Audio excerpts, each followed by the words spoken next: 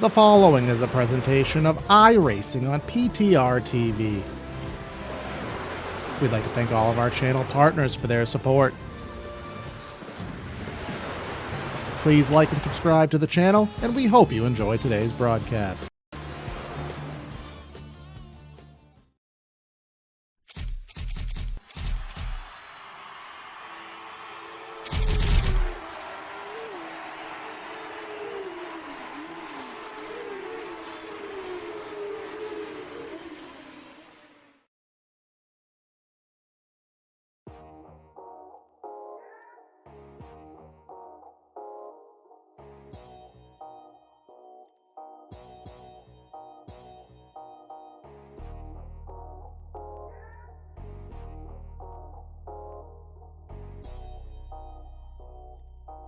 About 30 minutes outside of downtown Chicago lies the mile-and-a-half Chicagoland Speedway. A driver favorite, a fan favorite thrown on the back burner post-COVID, had sit dormant and only has held one event, being some Supercross dirt bikes. We await the real-world return of the Chicagoland Speedway, but luckily we have the virtual companion here, and the Area iRacing Truck Series is going to have their turn here tonight. Welcome everybody to PTR TV for today's coverage of the Area Truck Series. We are on round number 8, taking 120 circuits around this Chicagoland Speedway in Joliet. Going to be myself, Corey Silva, in the booth and in the production truck, and of course I got Mr. Brad Dalton to help me out here with the calls. Brad, Darlington was a doozy last week. Some crazy racing, a lot of strategy. Now we head to a bumpy, abrasive, multi-groove track, and I surely am looking forward to it. Yeah, good morning, good afternoon, good evening, everyone. If Darlington was a doozy, then I think Chicagoland is going to be chaos. Whether you put the cheese under the sauce, above the sauce, or you just know it as the Windy City, I don't really care. I know this track for good racing. Of course, this is a track that I have a feeling these trucks are going to be able to put on a show with. Good hard racing comes from Chicagoland is what I've learned, and I am pretty excited to see how things go. You said it yourself, last week was fun. I'm looking to see Brian Mercurio. Can he hold on and get a third win on the season, or will it be Peyton Howe going for a third win this season? Or, hey, Garrett Conrath doesn't have a single win, but he's second in points right now, so maybe he can find his first win of the regular season. Yeah, exactly that. A lot of multi-time winners and some drivers still looking. You know, they've been knocking on the door all season long and trying to get those wins. You look on our sheets, you know, we have the Timmy Pacciolis of the world, the Seth Noels, Jordan Kuntz, Garrett Conrath, as you said, just looking to knock that door down into victory circle. But we do have our points that we can go over here. And after round number 7 at Darlington, you can see Mercurio has pulled out to a 33-point lead over Mr. Conrath, and then Peyton Howell there 44 back, and you can see from 4th place all the way down to 8th, that is essentially a matter of 6 or 7 positions that can change quite easily in the top 5.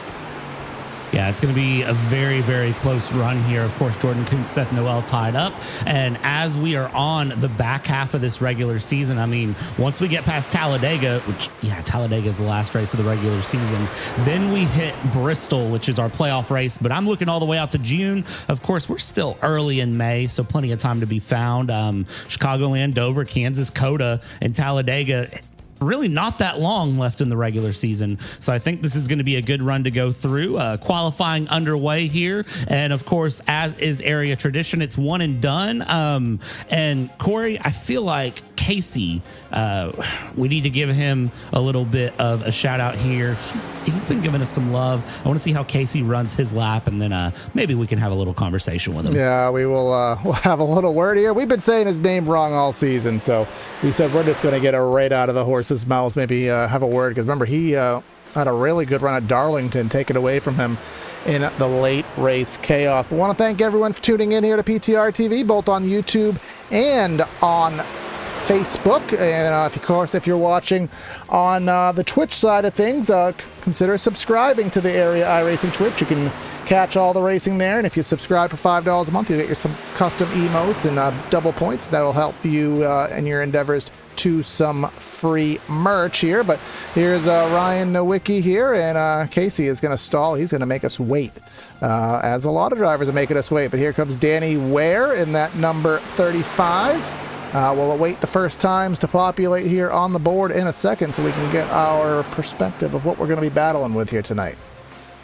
Yeah, end of lines for the night: Conrath, Chilcutt, Fisher, and Brown. So 4 end of lines will be served in this race. Shouldn't be the worst thing in the world to see. 4 end of lines, not big, but this is a track that I think track position will really kind of play through. And I mean, for Chilcutt, considering he's end of line, he's already up there P3, P4 now as times continue to come in. It should be interesting to see what he can put together. Now there is Sebastian Marin top of the board. That should be a surprise to nobody, as we'll see some different lines at play here. You can see Rocky Boyd ripping the fence there, and got to be careful to evade it. Here comes AJ Stravano just starting their time. A lot of guys using the last seconds here of qualifying, trying to get as much just trying to, I don't even know what the strategy is, because technically later in the day, that's typically when the track gets hotter, but everybody using that earlier time. Let's see if there's anybody here. Peyton Howell, again, he is our second place in points. Let's see what he can do compared to Sebastian's 31:04. Well, 31:04 is a strong time to see, but as is tradition here with area, I mean, it's all very, very close together, and the times are not that far apart. So let's see here, coming across the line, 31:095. I mean, that's such a good time, but it still puts Peyton Howell in 4th. Again, that's just how close things are found here, time after time after time. Beckner comes through, 31:1. Brian Mercurio, current points leader, dominating run. Can he find a better time? P1. Dang, that's fast. Anybody who knows the Chicago White Sox, whenever they hit a home run, put it on the board. Yes, that is top of the board for Brian Mercurio. Nobody likes the White Sox. I mean, if you watch baseball, I mean, it's kind of obvious as to why, but either way, that's off topic. Jake Nichols, it would have been the pole if not for Brian Mercurio, but he will be in P2 here. Who else do we got? We got Matthew Batby. He had a 3rd place run if memory serves, and that should put him somewhere in and amongst the top 10. And our pal Casey, where did he wind up here on the evening? I don't even see it, but he's 27th here. And I guess now that qualifying is basically over, we can go and have a word. Mr. Casey, I need you to do your Destiny's Child and say your name for us. Lakatos. Lakatos. All right, we got this. We got this, Lakatos. See, I'm not funny. So we'll always have a quick word with you anyways, because we thought we were going to talk to you last week, Casey, with that run at Darlington. It got taken away from you at the very end. But what do you come out of that knowing that you had some massive speed? What can you translate into this week at Chicago? Well, for at least our 50 team, as long as we've been around, it's always a hope and a prayer that we can be up at the front. It was awesome to be up there driving down the back door of Jake Nichols. Certainly those guys always have speed. We are hit and miss. So when we can, it's awesome. But we know we're a mid-pack car with as much talent that's here this season and every season prior. We know where we're at. We know where we're going to be. So anytime we can outshine our normal is awesome. So as far as Chicagoland, it's basically a home track for us. A little slick out there, but I think we'll have some good speed. All right. Staying clean. As they always say, if you know you're a 25th place truck, try to go P20. Small little bites at it, and you'll get where you want to be, man. Casey Lakatos there, and we'll let you go, man. Good luck out there. Thank you, guys.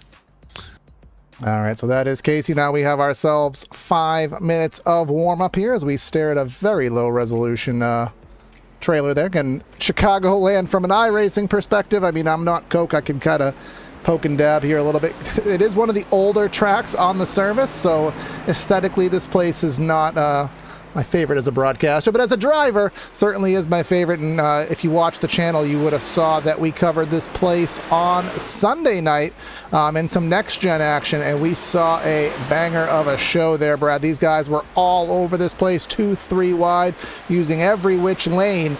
These trucks are a little bit of a different animal with how they run with the lower power, but I think the fundamentals should be the same.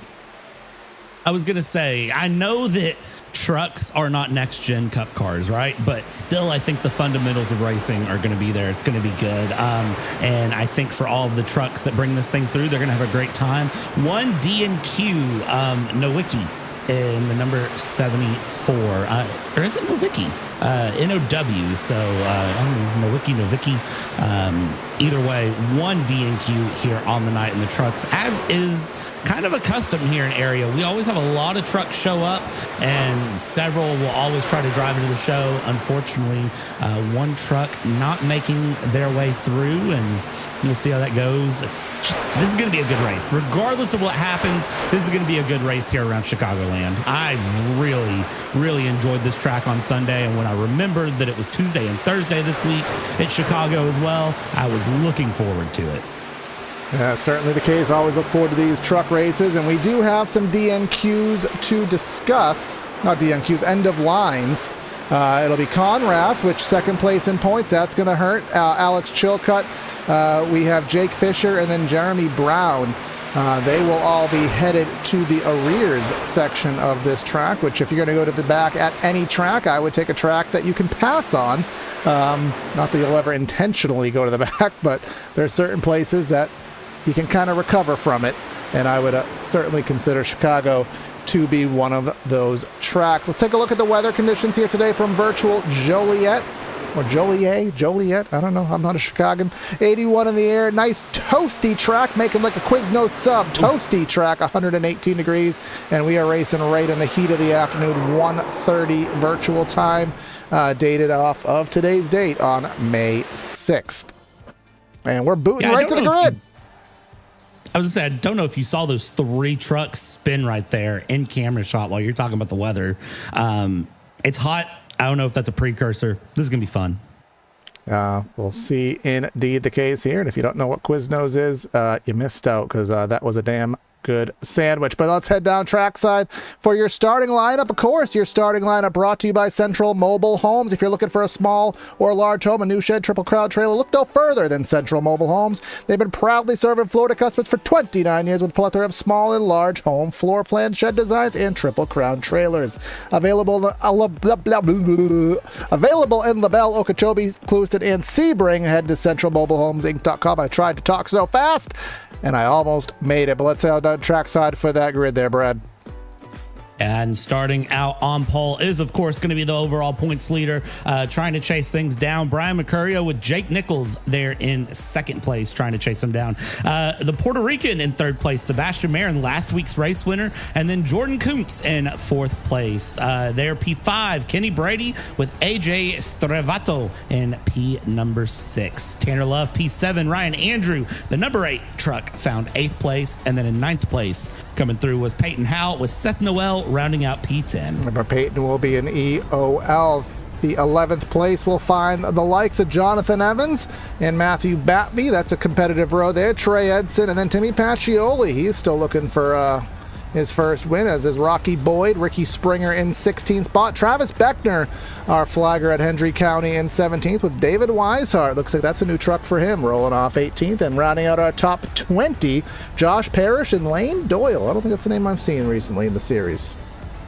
I don't believe so either, but 21st will be Jake Fisher with Philip Groner getting in 22nd. From there we go 23rd. That's going to be Tanner Bethea with Justin Anasogak in that number 88 truck in 24th. Danny Ware, 25th. Alex Chilcutt in 26th, but again is also one of our end of lines. And then in 27th is going to be Caden Diedrich with Brad Slaughter Jr. in 28th. From there, it's Casey Lakatis and then Garrett Grant in P number 30. Did I say Casey's name right? You did, to my knowledge anyways. We'll let the rest of them scroll through, because again, with the DNQs and the EOLs, these tend not to be accurate. Just gives you kind of a little idea of what the lap times were. There's the Chicken in 38th. How can you miss that picture? Jeremy Miller, he's right there in 39th, done to nice. And there is the back end of the field. 44 drivers did register here tonight from Chicago.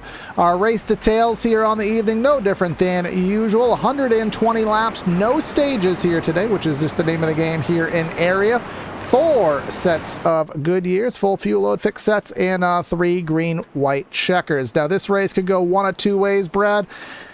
The multi-groove could allow this place to spread out, and it could allow this place to be a nice green flag race, or the pack racing in the close quarters style could cause a little bit of chaos, similar to what we saw at Texas in the real world. It could go either way, and that's the fun with area is I wouldn't be surprised that it goes either way. I wouldn't be surprised if we see things spread out and, the racing get very, spread out and run through, and green flag stops be the name of the game and conserving your tires. I wouldn't be surprised if pack racing comes together and we see guys beating and banging and knocking these trucks out all the way through. But there's only one way to find out, and that's, of course, going to be when things go through. I thought we were coming to the green flag, but no, we get a bonus pace lap around here because Chicagoland Speedway is glorious. And I love seeing in YouTube chat everyone saying that they miss this track, except for one person saying Chicago Street is greater than Chicagoland. Corey, I don't know how I feel about that. Must be a road racer, but remember, they do give us a bonus the admin gives us a bonus lap because of the EOLs and stuff, so Chicago doesn't do that naturally for us. Again, Nowicki the only driver to DNQ here on the evening, and our fuel load here, our kind of estimation on how far they'd be able to run, I would say right around 60-65 laps probably would be the Sunoco race fuel distance here today, but I think the tires will probably force them in around that 40 to 50. There's going to be a big discrepancy, a lot of fall off, and that certainly will cause some strategy calls that we saw a lot of Darlington last week. We'll see them here today as well. You can see the groove already rubbered in there. That means this is going to be a racy track, and we are looking forward to bringing you all the action. The Area Truck Series, round number 8. Let's do 120 laps at Joliet. Pace car is going to pull in. Barney's going to get the flag in hand and get it waving. And Brian Mercurio is getting ready on that loud pedal. Let's go racing from Chicagoland. And as we get green here, everybody looks like they're getting away pretty well. A little bit of jockeying for position in mid-pack, but they're going to keep it 2x2 through turn 1 here, through turn 1 and 2, going through and around back half of the field, kind of a little more wiggly than the front half, I'd say, but Brian Mercurio with a great run there to hold on to his pole position slot. Jake Nichols, Sebastian Marin, that's really your battle for second, battling through, and I already see 3 wide in the mid-pack, so let's watch out there because that's the Toyota truck getting in the mix as well. The number 51 of Ricky Springer trying to get us to chant Ricky through the race. Yeah, you can see that on the bottom, which a lot of different strategies here. I've been told and I experienced running on the bottom here at 1 and 2 is pretty loose, and that's something that these guys will have to fight with, but then 3 and 4 is the much bumpier end of the speedway, especially right down there on the bottom. And also, if you try to rim ride the fence, it's very bumpy down there. Running in the middle is probably the easiest place to run, where you saw Seth Noel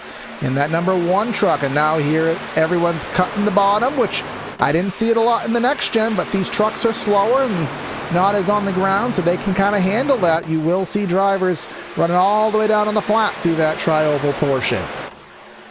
Yeah, and running on the flat, it's a thing you can do. I'm not saying it's my favorite thing to see trucks do, but it's a thing you can do. And of course, if you give a racing driver an inch, they're going to take about 7 miles and then complain that they didn't get 8 miles out of it. So going through here up front, we've got a battle coming up here between Jordan Kuntz and Kenny Brady, I believe that is there, going through and battling it out. That is 4th and 5th going side by side. Let's go ahead and mix in Ryan Andrew into the mix as well as we go around, keep things going, and I think seeing the best laps here within the next 2 laps is going to be done and dusted. That tire fall off is real quick here around Chicagoland. Yeah, especially when you're racing as aggressively as they are. Those Goodyears will only take so much in this 20-year-old pavement. Track built back in 2001. Kansas and Chicago both featured their inaugural race there in 2001. Some contact there between Springer in that 51 and the 52 of Howell. I mean, Springer might be calling for a different, not saying Ricky, he might be calling for a Jerry call. The way that he has been making some contact there. And here comes Rocky Boyd, drove it on in there, and that move had to be aborted, but certainly getting feisty at the back end of the top 10. Yeah, they are. That 51, I mean, look at that. Just keeping the nose on the back of the 52, just kind of saying, you know what? I want this run. He's going to try to get the run coming through, and now he's going to drop back down, hold on to the back.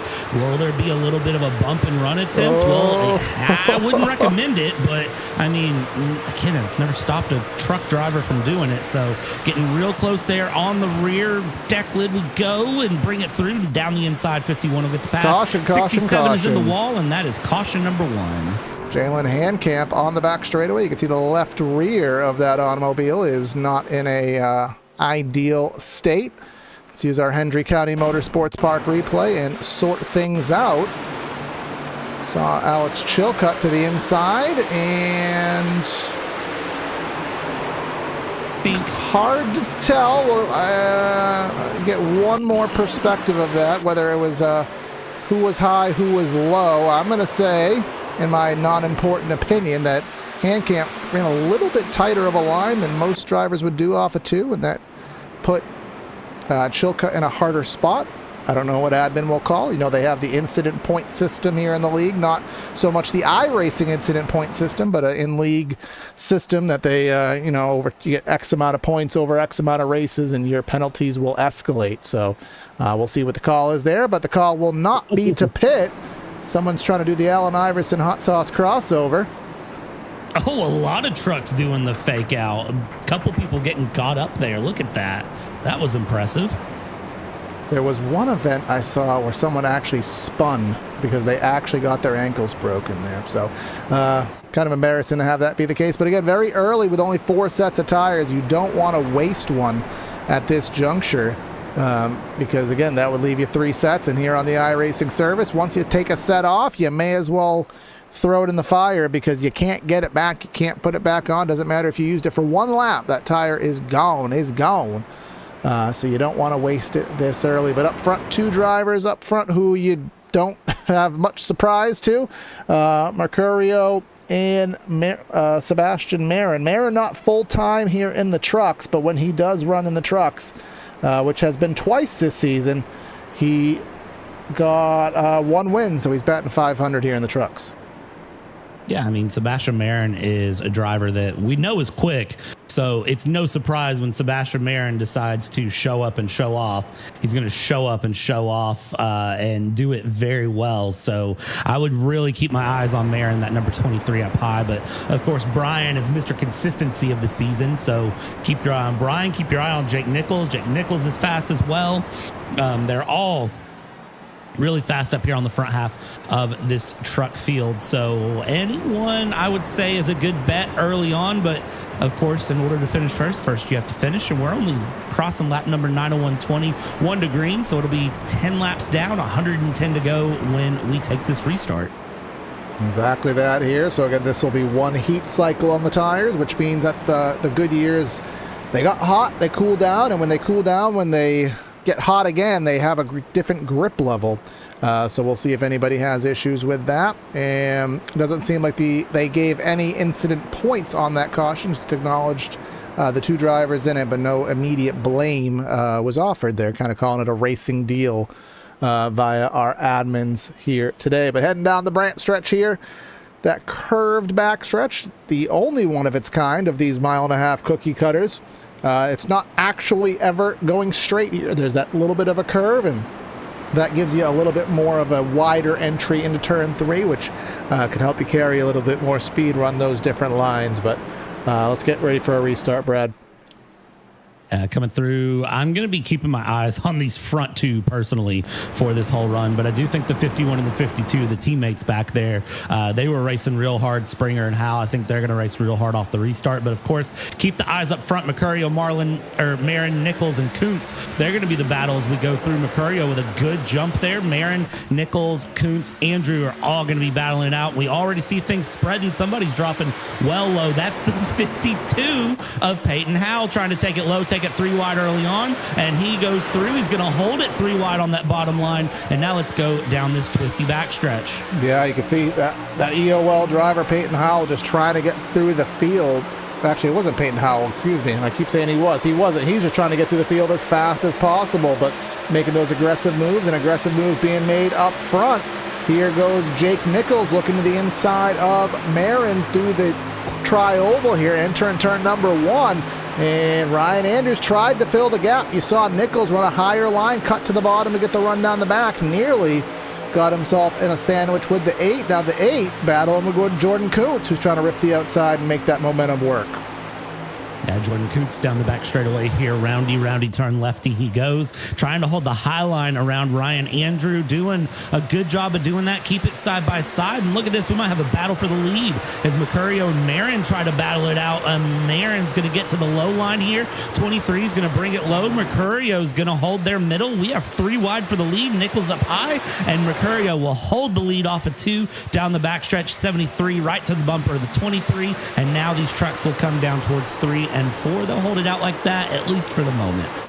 Yeah, you saw the 3 different lanes being utilized through 1 and 2. Seems everyone's training it right on the bottom through 3 and 4, however. So using each end of the speedway a little bit different here, but holding on to the charge for the time being is Mercurio. They're wondering if he's trying to do any amount of tire conservation mode here, knowing that it could be a long run. You never quite know. Saw somebody in the back there ripping the fence. It was a black truck, and you can see in 3 and 4, a lot of them are using that outer lane. There's Ricky Springer. There's the 86 of Timmy Pacioli going all the way up there. And I talked to you last week, Brad, and earlier this week. Running the wall in 3 and 4, ultra bumpy, and there we are. Oh, that's teammates coming together. That's a big one. That is a wad up right there through turns 1 and 2. Philip Groner getting in there. 47 truck of Lane Doyle. We saw the 52. Pacioli's in it. The 60's in it. I mean, I think we might be easier off saying who wasn't in that one, because that was a hard one. So on our Hendry County Motorsports Park replay and try to figure something out here. Yeah, I got to find that 52 truck, but go on board here. This is with Lane Doyle, but I will try to find a perspective from that number 52 truck. Just have to bear with me, folks, as I sift through the carnage here. Peyton didn't actually get too bad of a perspective on that. He's in 14th still, so he didn't lose too much.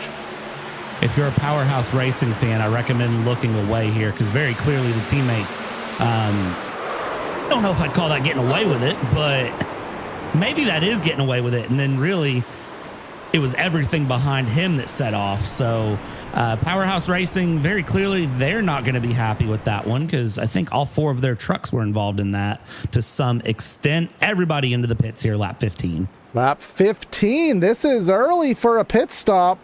I mean, well, we'll see. Is it going to be 4 tires? Is it just going to be some, maybe it's a top off? We'll have to look here on the cam and see if the jacks do go up, because again, lap 15 is uncomfortably early, but it's enough laps that you probably want to take the tires. So let's see. Tires going up. I would expect 4. 2 tires, not usually a call you want to make, because then you're just stuck with a set of left sides. So yeah, 4 tires on lap 16. That'll leave 3 sets left for the next couple laps. And is that a lead change on pit road? I do believe it is. That it is. Marin got out first, but that is not important, because we had a plethora of drivers remain on the racetrack. Yeah, I don't know that I would have pit yet personally, but it is going to have a tire difference, and I don't know. I think that's a that's a very, very hard decision to make, to be honest with you. And I'll tell you right now, YouTube chat has a very strong opinion of what that second caution was going through. So if you are watching, again, whether it's Twitch, YouTube, Facebook, thanks for being here. Absolutely. We appreciate that. Again, whatever medium you're on, make sure you like and subscribe and all that fun stuff. Again, our replays here today brought to you by Hendry County Motorsports Park, and racing is back on Saturday, May 10th for the Crusoe 8 models, factory stocks, and more.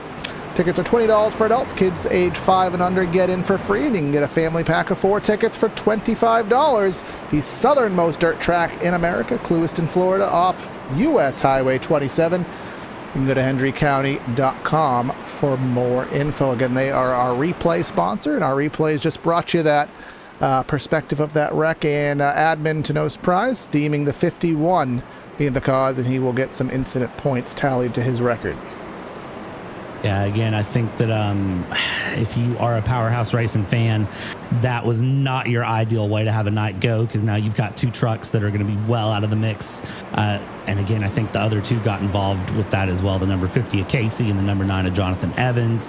I have a feeling Powerhouse Racing will be having a little powwow after the race in the hauler. They'll have a conversation, and I think that'll be the end of that. Up front, if you didn't pit here, I'm nervous. I don't know how that's going to go. I would watch that number 23 and that number 82 in the background, but the top guys, I'm sure they know what they're doing as we come across the line to go green.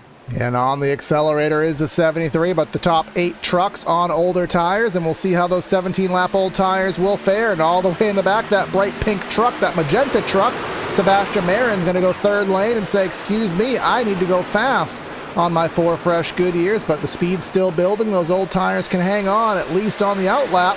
But here, now that they're at full song, we'll see what the difference is in turn 3. And as they come down towards turn 3, the 73 getting the run, the 99 coming through as well, the 8 looking down low, Ryan Andrew, Rocky Boyd going through. And I'll tell you what, Rocky Boyd put in the chat here as we watch just this gaggle come through, 3 wide, 4 wide. I mean, I want to look away, but I can't look away because this is literally what I'm here to do at 15, making the sandwich. Guys, I know this is called a speedway around, but like, come on now. We don't have to race this like a super speedway. It's 23 diving hard low with the 60 there up high. Watch them come around, and well, Sebastian Marin very clearly has taken the parachute off. Sogak loose on the top, and they're all going to funnel down. He's in the fence as it narrows up off the corner, but manages to persevere through. Jake Nichols getting a little bit of a gap, up 0.2 of a second.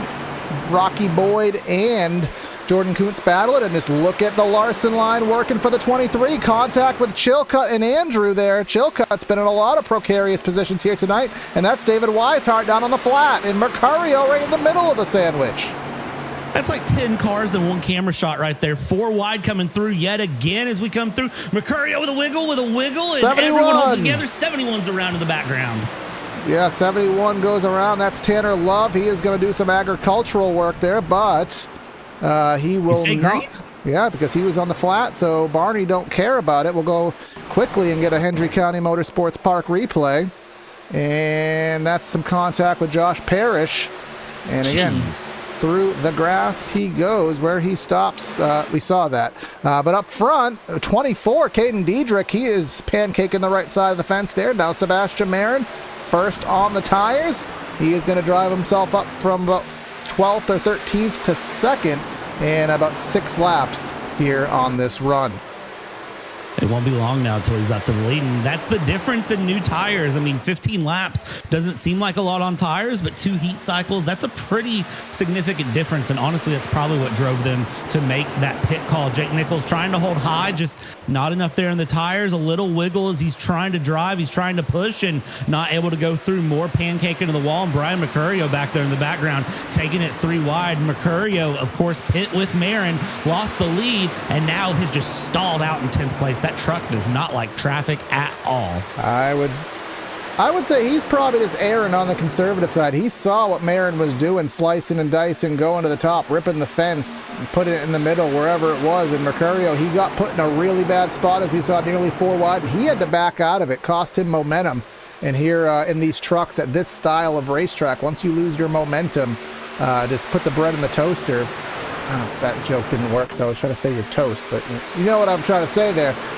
You're toast once you lose that momentum, and now he's trying to get it back currently in the 6th spot, digging underneath Seth Noel there, as there's still 3 abreast. Who's that bright orange truck there? That is Jeremy Miller in that number 30. He is trying to go up top to Rocky Boyd. Yeah, and Miller's going to try to take it up the high line here, 3 wide if he can find it and mind it as they close up. And man, I tell you what, that exit of 4, they do not have a good time there. Jeremy Miller, of course, the season 6 champion, as he is in that 609 Motorsports truck trying to find a season 7 run if he can find it. Keeping the high line here, trying to keep consistent. We're already over halfway through regular season, so at this point, you know, you've got to drive the truck, you got to push hard, you got to do what you can. Not a lot of opportunity left to be found as they come through around through 3 and 4, and that is a truck all the way down on the low side. I believe it's the number 47, but he'll be no factor to everyone going through. A little bit of a run on the flat as they come around in that 47 straight into the pits as we keep this battle going up front. Exactly that here. And up front you have Sebastian Marin and Jonathan Evans, and in terms of the strategy, they are on the same call here. We'll just switch back over to your stint and let you know, top 10, they all pitted, and Jake Nichols is the first, or rather top 8. 9th is Jake Nichols, and he is still dropping back, but he's going to try to salvage whatever he can. But this is always a fear, Brad. I'll cut that thought off because they are going absolutely bonkers here for about 15th spot here. There's Chilcutt, there's Mason Kane, there's Jordan Kuntz. Who's that in the middle? There's the 60 at Chilcutt, and Garrett Conrath all the way to the bottom. I really want to avert my eyes, but I can't. You know what this track is reminding me of right now, the way these trucks are driving? It's reminding me of Phoenix, because they are absolutely pushing it hard. They're 3 wide, they're 4 wide, they're spreading out, and then they're compressing real hard in the corners. For some reason, I'm getting real Phoenix vibes from this race, and I can't really explain it, as we're going to keep 3 wide yet again. Let's go 4 wide one more time, why don't we? 80, 60, 99, 62. They were going to go 4 wide. They shut it 3 wide. You got to watch the roll-up off of 2 and the roll-up off of 4. Otherwise, you're going to end up smashing into another truck. Keep it 3 wide, keep it 3 wide, and somehow these guys are losing no pace. They are running pace consistent with the leaders, even though they're on older tires and they're fighting 3 wide, 4 wide. I mean, I want to tell you to avert your eyes, but this is really what you're here for. Yeah, this is the great stuff here, because sometimes the best racing is in the middle of the pack, because these positions do matter. These guys trying to get that top 10, because if you're running 12, what do you want? You want a top 10. You want to be able to tally something on your season stat sheet there. So, you know, give yourself that momentum there. The 65 truck, Ben Pierce, he is looking to the bottom of Chilcutt there. And who's that? Bryce Senesac against some guys we don't usually focus on a weekly basis, but you're not missing anything crazy up front. I will say that Brian Mercario, remember, he was up front, lost it on that cycle, didn't make it through the field as fast as everybody else, but he will get 4th and pass Seth Noel. All the while, he is only, as we pull up on our graphic here, he is only 1 second off. So even though it took him much longer to get through the field, he really didn't lose too much time, you know, as the net loss.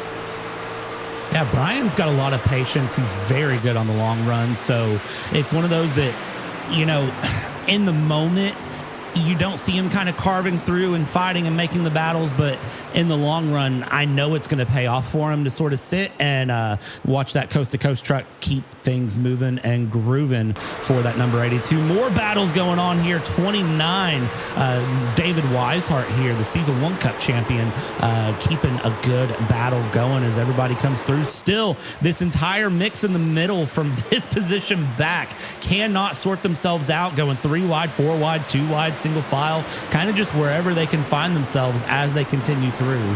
Yeah, they're finally starting to, well, I'll take that back. I was going to say they're kind of normalizing out a little bit here. But again, this is mid-20s, and they're 3x3. Daytona was race number 1, and they're trying to emulate that. They say that there's one track on the schedule that might get the Atlanta treatment. Well, Chicago is racing like it already has the Atlanta treatment, even though we only have 18 degrees of banking here at this 1.5-mile racetrack here. So they'll still go 3 abreast. That's Josh Balliet to the top of the track, and That's Ben Pierce trying to shorten up the right front fender there, kissing the safer barrier there off turn number 4, and then doing the same thing through the tri-oval.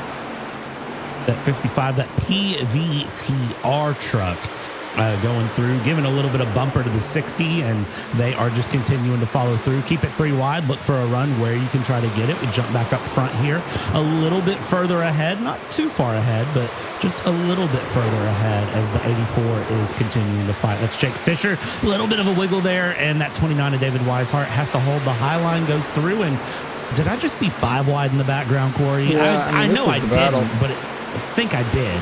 This is just what you have to see. You can see the 3x3, and again, you'd almost think this is an all-star race and there's an invert for 25th spot, and they're all trying to get it so that they can start first on the next segment. None of that's the case here. This is just the battle for $1 million for about the 25th position here, and they're going all over the place. You can see the 62 car there who is struggling. That's Tyler Hallman to keep it in that middle.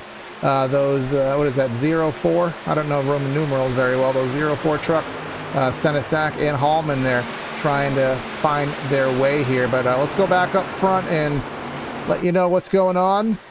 And because, again, we always say it, Brad, once the leader starts doing leader things, we always forget about them. And even though Sebastian Marin dominates, sometimes we don't talk about him enough, but he's doing Sebastian Marin things. I mean, he won last week, started P2 and led 113 laps. And I mean, Sebastian Marin is on a pretty good run to emulate that again this week and just absolutely send it through, send it around. Look at this. Jonathan Evans and Kenny Brady, that number 78 truck, trying to go to the high line here, go side by side in this Chevy truck. Can he get the pass done on the Toyota? Well, he's trying it. High line through 3 and 4. Usually a good line, and let's see if he can hold it here. He's going to pinch to the bottom, bring it around, and Meals on Wheels. He's certainly going to be hungry for P2 and just clears him at the line. Yes, Meals on Wheels, maybe provided by Alice there as the 7th child there in the Brady family, perhaps, but he will try to get that outside lane working, and he should be able to clear with the momentum off turn number 2 using that outside lane, assuming he can keep it off the wall, which he does. So Kenny Brady moving to P2, 3/4 of a second behind our leader. Mercurio is in the 4th spot, still battling with Seth Noel. He has lost a few tenths of a second. But remember, we do have 2 different strategies at play here. Some drivers, such as Jake Nichols back in, and how far back has he fallen at this point? Jake Nichols and company, he's in 15th. He has not pitted yet, so there's going to be about a 20-lap delta and when he pits versus when everybody else needs to pit. And that makes me wonder, because that's going to be coming up in about 15 laps or so, Brad. Is Jake Nichols pitting 15 laps earlier? Is that going to draw everybody else in earlier? Or are we going to have 2 completely separate strategies and seeing which one perseveres? I kind of think everyone will pit in earlier and go together, because I think here's the thing. You took the free tires, you get the pace, you might as well run away with it now because it's clearly worked, and then go ahead and just reset your strategy to be with everyone else's. The problem that will come out of that is any sort of late race cautions, any sort of green-white checkers. The 65 absolutely smacking the wall there. Engaged, yeah. Yeah, goodness me. Yeah, so we'll see what happens there, but that is, again, the battle in the back of the track. See Josh Ballier going all the way to the bottom of the track.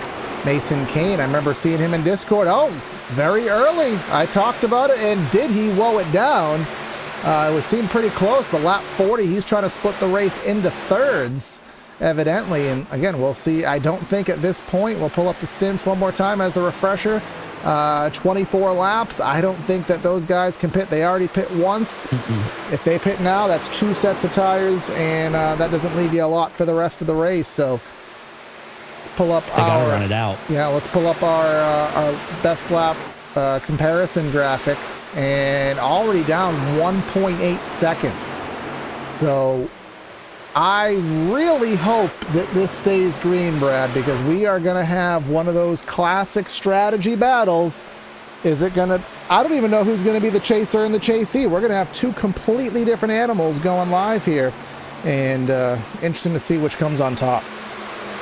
Yeah, this is going to be an absolute... I mean, this is going to be a show. You talk about wanting a race, wanting a good show. We've got a show on our hands.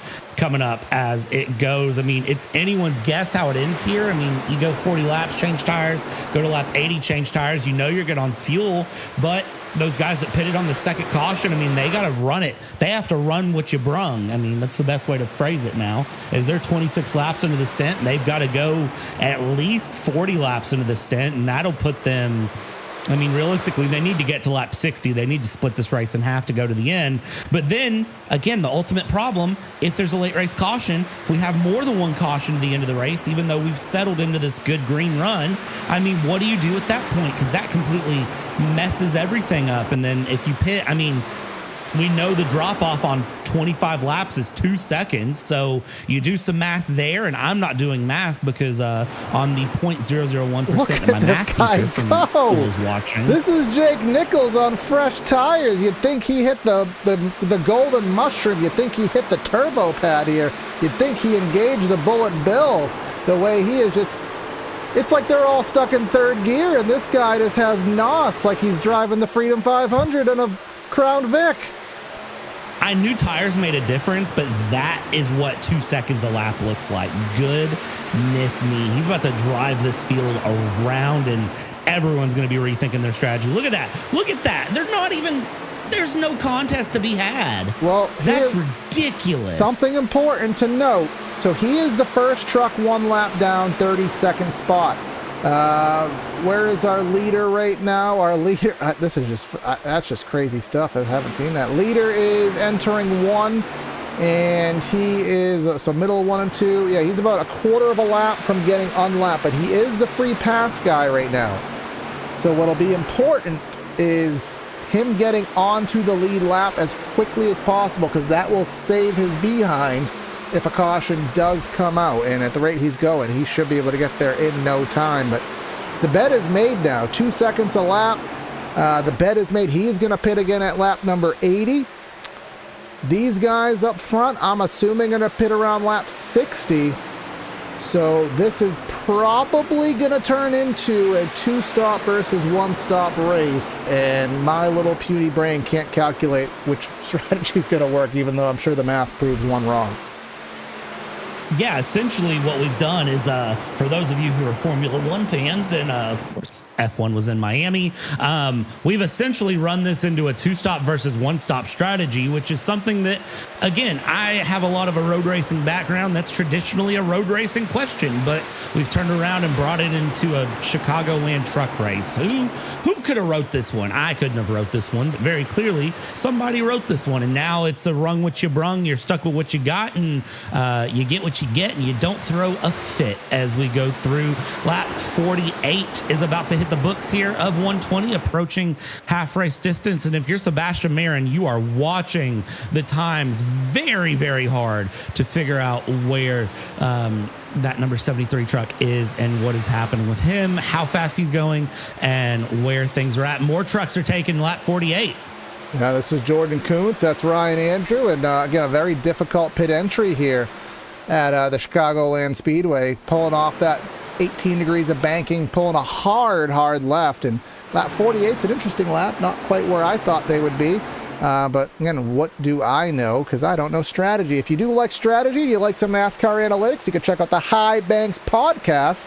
2 blue-collar guys, Nick and Alex, talking about NASCAR more. You can listen to episode 228 with Jacob Bell. I think they're at like episode 235.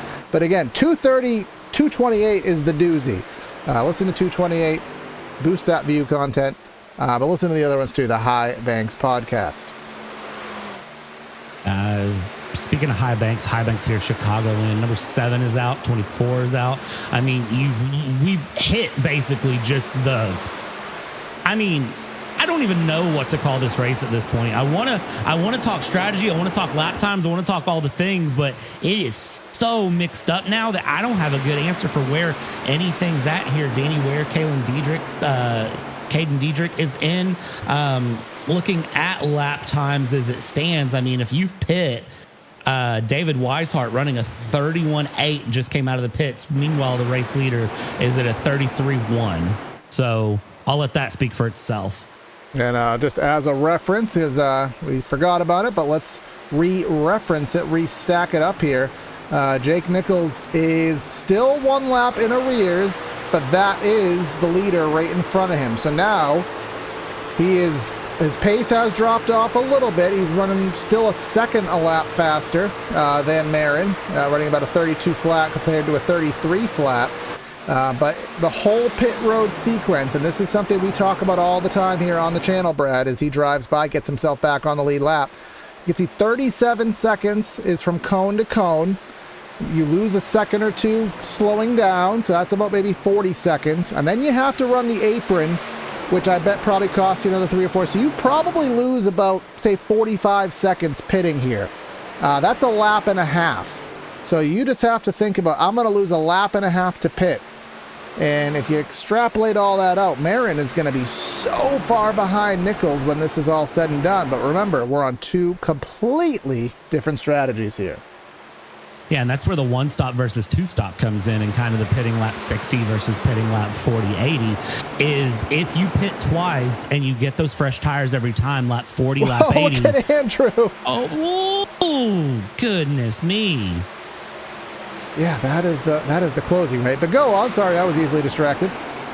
No, you're good. So if you pit lap 40, lap 80, and again, this is traditionally a road course thing.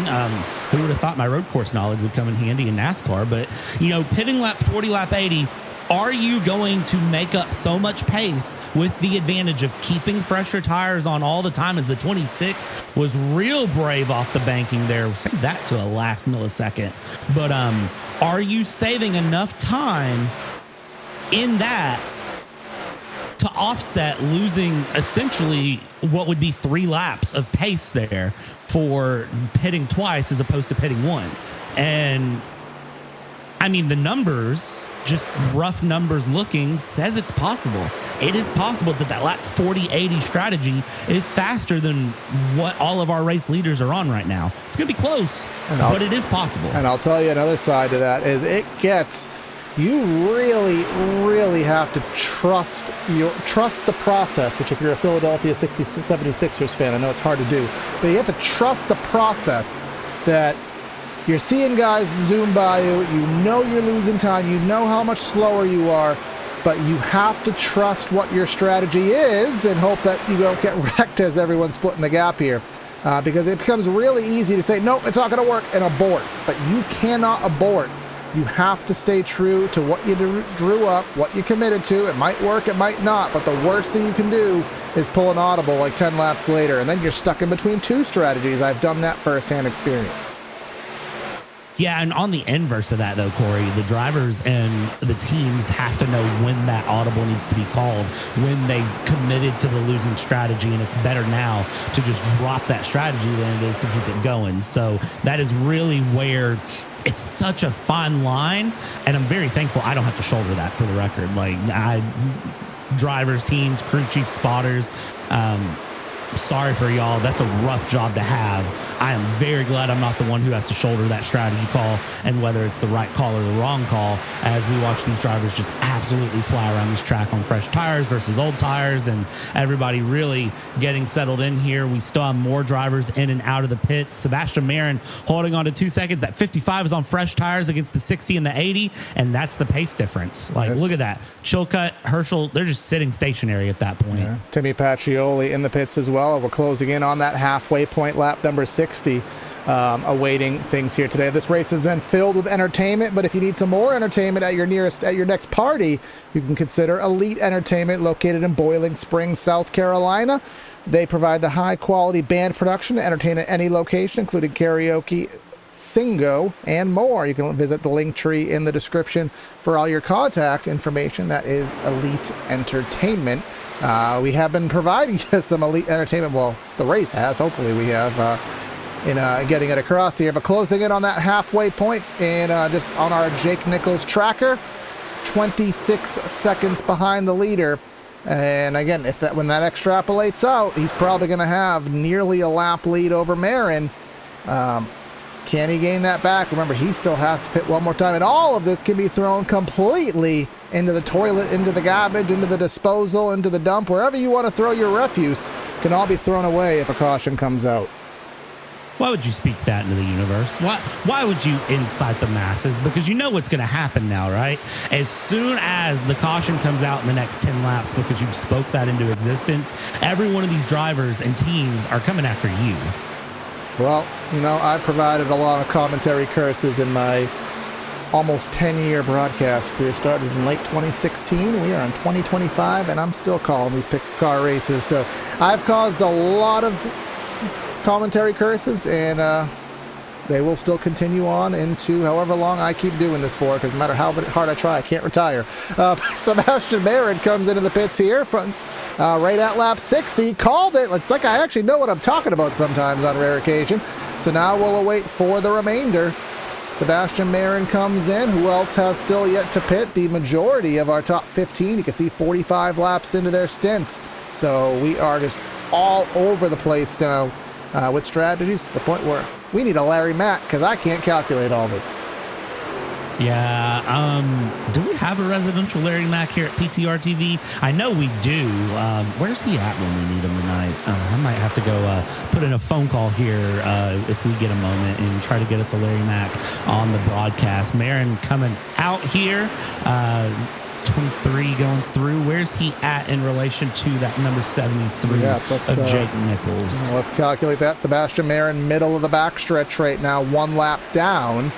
Meanwhile, the number 73 is at the start-finish line and on the lead lap. So I would say about 25 to... let's see. He's on the lead lap. A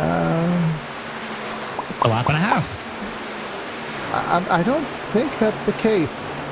But wait, no, that doesn't make sense No, either. it's only about a half a lap somehow. He's only about a half lap back. He is on the middle of the back straightaway. He's the first car off of the lead lap. Kenny Brady is the leader now, and Kenny Brady is just ahead. So Marin is actually not that far behind. I don't quite understand how fully that strategy worked out, but it seemed to work out quite well. So once he passes Kenny Brady, we'll actually just have legit telemetry, because Marin will no longer be off the lead lap. But he is in a much better spot than I anticipated him being. Yeah, for sure. Corey, get us an onboard with that 82 Mercurio, because I just got some fun info on the background for Brian Mercurio. As we see, he's not that far off of that number 23, but watch him here as he goes through and listen to this engine audio, because he is he's trying to stretch this race. I think he's trying to get on that lap 80 stop strategy here as he goes through. So listen to him here. Well, let's see. It seems like, I don't really hear like he's ever full bore, which is interesting. He is saving. Yeah, he is saving a bit there. So Sebastian Marin, 28 seconds off the lead. Jake Nichols, 24 seconds off the lead. That really perplexes me completely as to how that happened. But it's happened. He's only 4 seconds behind. You can even see here, let's go on the back end shot. You can see right off turn 2, there's a little purple dot. That is Sebastian Marin. So Jake Nichols' strategy is not where I thought it would be, because he is going to pit, lose a lap and a half, and then he's going to have to gain it all back, because Marin, I believe, is done pitting for the day. I kind of think so too, which is, you know what? This is one of those where I really wish we just had like a couple drivers up here in the booth with us, because here's the thing. I drive, right? But this sort of a complex strategy call has never been my strong suit. So I never want to be the one to make this call. Hence my comment earlier about I don't envy anyone in this position. But these drivers, once they get to this level, this is a second nature call for them. They can calculate this on their head while they're texting and, got a drink in one hand and, they're yelling at the kid to stop crying, whatever else. Brian Mercurio into the pits. So can he stretch it to the end from here? No, yeah, absolutely. This is only, 53 laps, so this shouldn't be a problem at all on fuel, to my knowledge anyways. And Garrett Conrath is still out. We still have, you can see all those guys, 51, 52, so we still have a fair amount of guys on the track, a lot pitting this lap. Actually, obviously Mercurio, AJ Stravato is in the pits. And I don't know why I can't seem to get a camera that doesn't. It's not terrible there. Seth Noel in the pits, Jake Fisher. So this is a very popular lap for these guys to pit. And again, we're all waiting for this to round out to Sebastian Marin, because you can see there in the background, he has already passed Jake Nichols. Yeah, I think Jake Nichols picked too early. I think him being the first truck to pit, I think he pulled the trigger just a few laps too early there to go through.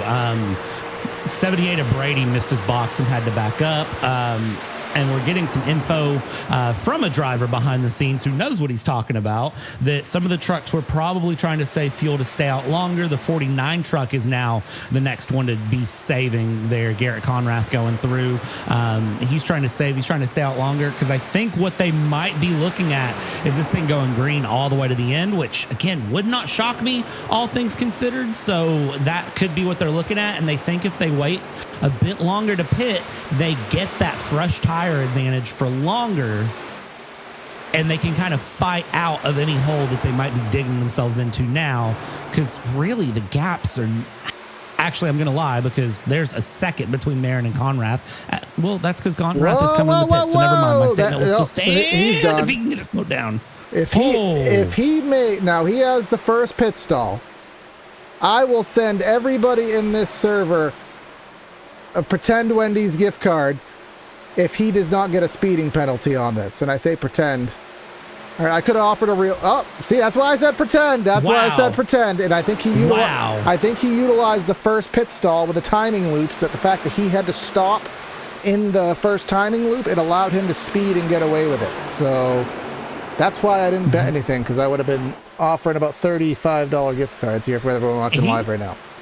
He's practiced that way too many times. I mean, that is, again, that's the level, though, in area that you have to be at to be competitive in area iRacing. You have to be able to pull those things off and make those runs count. So, I mean, that was ridiculous. That was well calculated, though. And new leader, Sebastian Marin, around the 26 of Jonathan Evans. So, Sebastian Marin is now officially back up into the lead here on lap number 72. Yeah, and you can see here that is 7 lap fresher tires over Jonathan Evans. Jeremy Miller back there in the 3rd spot. Jake Nichols in 4th. And now if you're Jake Nichols, I think we talked about audibles. I think he has to pull the audible, and he has to pit now, because he needs to... The only way his strategy has any foggiest chance of working is one of two ways. He needs to pit now and have those fresh tires and try to use them before he loses too much time on the track. He's already 7 seconds back. Or he needs a caution. Right. Other than that, he's just, like I said, put the bread in the machine, and he's got some toast, because that's what he is right now. See, I disagree, because I think this is I'm going to use your own words against you. This is the trust the process moment. This is it going to be quicker for him to go in and do another stop and then run 40 laps on another set of tires? Is that going to be the best thing for him? Because even though he is losing a little bit of time now, will he net gain in the end? And I still think it's possible for him to still be in a competitive position against Marin to the end. He'd be at 8th. He's about a third of a lap down now. Going to lose in about 45 seconds to pit. That'll put him about probably 2 laps down. And he'll have to basically gain 2 laps on the track within about 45 laps. I think that is just beyond what anybody is capable of. But again, we will find out together here. Here's Travis Beckner getting by Jordan Kuntz here, having a good battle. Again, you can catch Travis Beckner on the flag stand at Hendry County for all their races. You got that gorgeous car there, that number 28 automobile, battling with Jordan Kuntz. A hot battle for position. Speaking of hot, rickshotsauce.com. Like that forced segue right there. Get some of the best hot sauces made in South Florida. Lokahatchee Classic, Golden Garlic, Palm Beach Pineapple, or South Beach Heat. rickshotsauce.com. You can follow their hot sauce Rookie of the Year battle in the Area Cup Series, and there's a $100 prize for the highest finishing rookie on Mondays. So check them out, rickshotsauce.com. And going through that number 28, dropping low, 19, 29, 73, 67, all battling it out here. This race has absolutely just been shaken up. There's really no consistent answer for who's where, who's winning what. The field is all spread out, which we kind of expected to happen, let's be honest. But to this degree, I did not expect this degree of sort of chaos. So as they go through, they continue to battle. Things are going to compress through, and I kind of want to go back to the run for Jake Nichols because the one thing I do want to point out is that he doesn't have to save tires if he pits on lap 80. He can just run 40 flat-out laps, whereas I think Marin is really going to struggle near the end, and a lot of these guys are going to struggle. It may not be a net win for Nichols, but I think he'll be in a good spot as Handcamp and Weishart battling it out here, and they go pass through. Handcamp takes the low side to Weishart, gets the pass done, and will continue to run along. Weishart also one that is going to have to pit probably lap 85 to 90. Yep, we still have... he pitted 30 laps ago, so that would be far too much, I believe, for him to stretch. So we're closing in on that lap number 80. So we'll see if next time round Jake Nichols comes in, or again if he's going to bank on the caution flag, or what he's going to do, because every lap he stays out, that's more time he loses, more time he's going to have to gain on the fresh tire call here, losing the spot to Travis Beckner. If he's going to pit this time by, he's going to need to commit to the inside lane. He's got some pressure to the inside. He's going to have to remain out. Now he's going to be on the bottom of 3 wide, 78 of Brady, and then Beckner in the middle. Yeah, and he's going to just hold it up there on that high line, stick it through, stay comfortable, keep that 28 of Travis Beckner down low, and now he'll be able to slot back into the low line if he wants it. But I don't know really what his pit strategy would be at this point. This is such a weird position he's put himself in and found himself in, but I think that really it will be pit probably this lap by, if not a little bit later. 73 coming through. Let's watch what he does through 3 and 4. He's just sticking behind. Watch him here. Is he going to try to drop really hard off the banks? And yes, there he is. Lap 80, he's in. He's committed to the 2-stop strategy, and sliding it around, gets caught, and I think he got that thing woed up. Yeah, I believe he did. That's absolute maximizing. And again, he's going to go roughly 2 laps down, according to my vague estimates here. Up front, Marin just doing Marin things, up by 4 seconds. Has the freshest tires of anybody who is on his strategy, or just about so anyways. Actually, technically, Kenny Brady does, but he's quite a ways back. So Marin is in a very good spot. David Weishart, he is going to do the Jake Nichols strat and pull in, and a very aggressive I was wrong about the other driver, Garrett Conrath, but 29 really sent it on into the pits. Here is Ryan Andrew as well in the 8. Again, for those drivers on that 2-stop strategy, here they come into the attention of their crews. Yeah, coming through, everybody going around. Now let's watch that 73 as he comes out. Sebastian Marin is currently going into turn 1. Coming through and around on track. So where did that 73 come out in the grand scheme of things? He is going through, and he's going to be trying to chase these down the front stretch. So this is going to be where he has to use those tires. Leader's last lap, 32.9. I think Sebastian Marin is saving at this point. But at this point, I mean, if you are the 73, Jake Nichols, you've got to be running pretty much 32-second laps through the rest of this race. Yeah, but obviously it's going to fall off. I mean, even 35 laps, fresh tires. I mean, he's going to go full Superman for 10 laps, and then over time, eventually, you just lose that mustard off the tires. They can't do it anymore. You'll start to lose that gap that you gain. So interesting to see where he falls back. His biggest goal is to get onto the free pass, get back on the lead lap. Right now, Ben Pierce, who is in turn 1, is the free pass car, and Nichols is through 3 and 4. So that's his first challenge, is to get onto the lead lap, and then let the cards fall as they may here. But going up front here, as strategies have kind of settled down, let's do a little bit of a through the field. We haven't done one of these here in area, I don't believe so.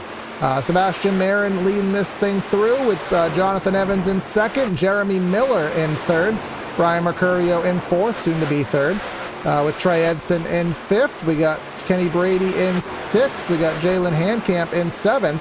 Travis Beckner running in 8th. Seth Noel running in the 9th spot. Rounding out our top 10 is Mr. Garrett Grant.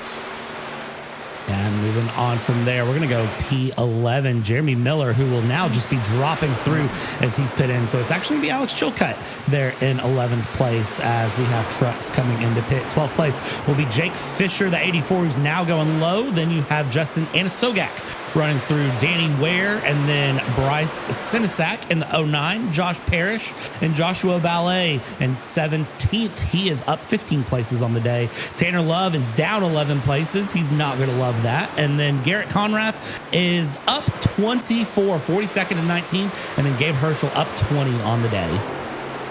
He's rounding things out. Tyler Hallman, 21st. Forrest Smith, 22nd. Jeremy Brown, 23rd. Ben Pierce, Casey Lakatis in 25th, Doug Denice in 26th. Then we have Jake Nichols, as we talked about. He is kind of our big story point right now. David Weishart not too far back. Ryan Andrew 29th. Jeremy Miller in 30th. And then just rounding things out, we got Kuntz, Diedrich, Kane, Slaughter, Boyd, Norton, and Howell. Everybody else is in the pits. Lane Doyle, Pacioli, Bethea, Groner, Springer, and Batby all retired out of the event. So I'm getting a lot of mixed responses on the chances for the 73. Seeing some people say, if he has a good run, he's got a chance at a real good finish. I'm seeing some people saying 100% chance to win if he keeps it together. I don't have a solid answer. No I mean, I will put, if he can get to the top 5, I will do a PTR TV raffle for $10. Dead serious. If he can get to the top 5, I will give somebody $10. I don't expect it. And you know how cheap I am with money. I just don't see it. I was about to say, you were literally just putting in YouTube chat about you're not getting the 4 for 4 right now because the Son of the Baconator is on discount. So, and then you mentioned using the app so that way you can get the free fries. Yeah, so. You can stack them. Wendy's lets you do everything. You could stack everything together and get to use rewards. You can get the cheapest meal. I don't know how they stay in business. But here comes Bryce Senisak in lap 90. So that is a different strat than I would have expected. But either way, Sebastian Marin 6 seconds up here on the day and looking to get himself a prize for winning this race, a trophy. And if you're looking to get yourself a prize, you can visit shop.areairacing.com for high-quality merchandise at low prices. You can shop from over 100 selection of t-shirts, hats, champion brand clothing, and other area accessories. Easy to shop, quicker to ship, better to wear. What in the world? This throws everything off. Hey, did he slow down, first of all, and did not expect him to pit. So, no, okay. This threw everything off, so that $10 gift card is invalidated. He's feeling the pressure then. This is him saying the 73 is putting some pressure. Even our back end, my fun Larry Matt contacts are all saying confused. They should be able to make it to the end. Nobody knows what's going on. Just throw this race backwards. Very clearly, he is feeling some pressure from the 73, and he doesn't think he has the tires or anything for it. He's already in and out, though. What? All right, what? So yeah, 4-tire stop. He took it, but again, here's the part of this that I still don't understand. So Jake Nichols, now I feel better because Jake Nichols still can't get by him on track position here. He's on significantly older tires now, and he still could not, hopscotch, hop frog, something of that nature, get by the leapfrog Sebastian Marin. I'm so beyond confused. We're lap 94 of 120. I don't know what's going on in strategy land. I hate to be that guy. I don't know. So if you're asking right now, watching this broadcast, what is happening, I don't have an answer. Because now here's the problem. Here's Jonathan Evans. Okay, Evans is in. This puts Mercurio in the worst possible position, I think. I think this really really screws over Brian Mercurio when it's all said and done. So 27 laps, he needs to go 25 more. He can make it on fuel. Are the tires going to allow that? So again, we have just a myriad of different things going on here at Chicago in the Area Truck Series, a race summary thus far. We've only had 2 cautions for 5 laps. Those cautions were very early in the race, and that just set us up for, guys pitting on lap 8, and then guys pit, I forget what that last second caution was, maybe lap 20 something or so. And we've been running clean and green to the end. So we've had guys pitting on different sequences, guys just doing different things, and just the various tire strategies coming into play, the overcuts, undercuts on lap time fall off. It's just throwing everything off. And of course, our fast lap of the day is Peyton Howell with a 31:15. Absolutely crazy. Wow, this is wild. And for those of you watching live here tonight on any of our platforms, there is a link to the live timing so you can keep up with the live action behind the scenes just like we are, and pull that up. Just click that on YouTube. It's pinned. In Twitch, it is there as well. And then on Facebook, it is the first comment up. So if you want to watch this live, that's a good way to do it. Right now, big battle, Seth Noel, AJ Stravado, the 1 in the 13. No Kid hungry. I'm hungry to know who wins this race, though. And trust me, I would be okay. Was that an aero bump, or was that getting some air off the spoiler? I don't know, but it just looked like once he surged at that 13, just kind of went for a little slide there. Again, the commentary gold cemented here at Chicagoland. Slide job! I don't think we're going to call that today, just based on how things are going, but I'd love to. Steal the words out of Dale Jr.'s mouth there. But Mercurio leading this thing down, and here comes Sebastian Marin. There's a pink truck. Is that him? I can't quite make it out. That's not him, but there's Travis Beckner getting by here. So Mercurio, we expect him to stay out. Sebastian Marin 16 seconds behind Mercurio here. So now let's do math in this category, Brad. 2.5 faster a lap times 20 laps equals a number bigger than 20. Therefore, Mercurio still doesn't win this race. He's saving right now, though. That's the thing, is that he is saving. So I think Mercurio still he's forced into absolutely one of the cruddiest strategy calls I think he could possibly find himself in. But he's saving right now. I don't think he's full bore out based on lap times, based on the info we have here. So I think even then, Mercurio might still be in a good position to give Sebastian Marin a run for the money here, even with that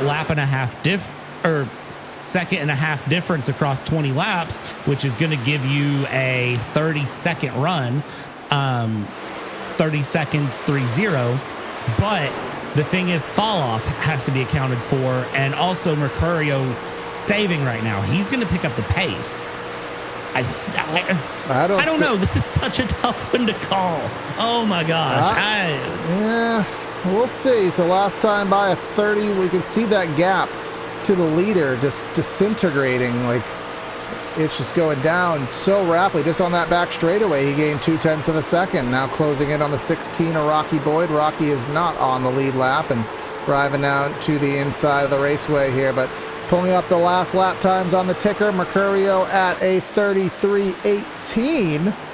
And what is that? A 31:87, so a second and a half faster. 12 seconds, second and a half faster.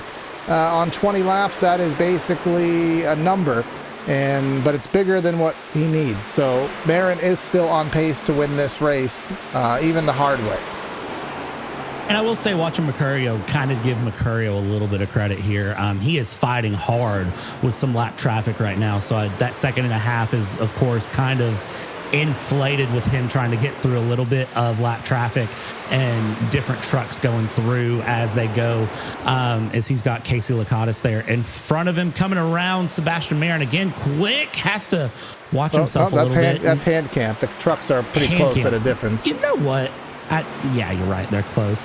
I think lap times there, 31.9 to 33.2. That might be a little more accurate. And again, remember, this isn't going to be a linear gain of time. It's kind of exponential how that fall off will happen and sort of settle through. The best laps as it goes are starting to be behind him, Sebastian Marin, as they go. So it's going to be close. Sub 10 seconds.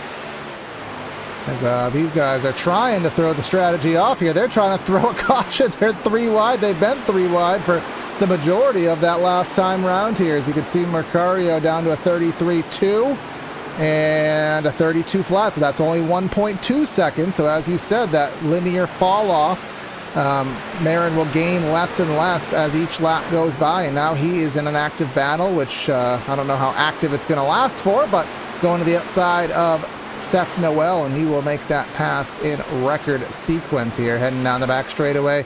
Sub 9 seconds now, 8.5 with 15 to go. I mean, realistically, he could probably do this on a half second a lap, and he's really doing it by double that. Yeah, and I think if you're Brian Mercurio here, I think the one thing that he's going to think about when it comes to fighting this is how hard does he really need to fight? Let's be honest. I mean, he has 2 wins on the season. Wouldn't a third one be great? But also, I mean, right now in the points, he's got a 33-point lead over Garrett Conrath. Garrett Conrath currently running P8. He's going to continue to extend that points lead in the standings as they go towards the playoff races, again, starting at June 24th. So still plenty of, time to be found, plenty of things to be found. So he can sort of afford to not win this race if he wanted to, but I'm telling you that a racing driver can afford to not win a race. Do you really think they're going to do that? Let's be honest. It's a racing driver. They're going to push real hard. He's going to want this truck in victory lane at the end of this race. So let's see how things play out here. Gat now 7.4. Yeah, 7.4. I am going back here just, now that things have sort of temporarily stabilized out, just trying to see if there's things that we missed.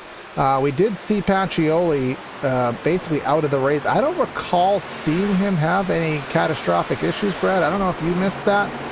Perhaps our YouTube chat may have some privy to that, but he was top 10 no longer. I don't know if he was caught up in that big wreck that did happen, but either way, he is out of the race here. Ricky Springer, we saw what happened to him. A bunch of guys out of the race, but still have, through all of this hoopla, still have 24 drivers on the lead lap, and the Marin tracker down to 6.3, so he only gained about 2 seconds in about 3 laps. I mean, it's starting to get worse. Last time by, a 32.6. He was only a half second faster last time around, as here comes Alex Chilcutt into the pits.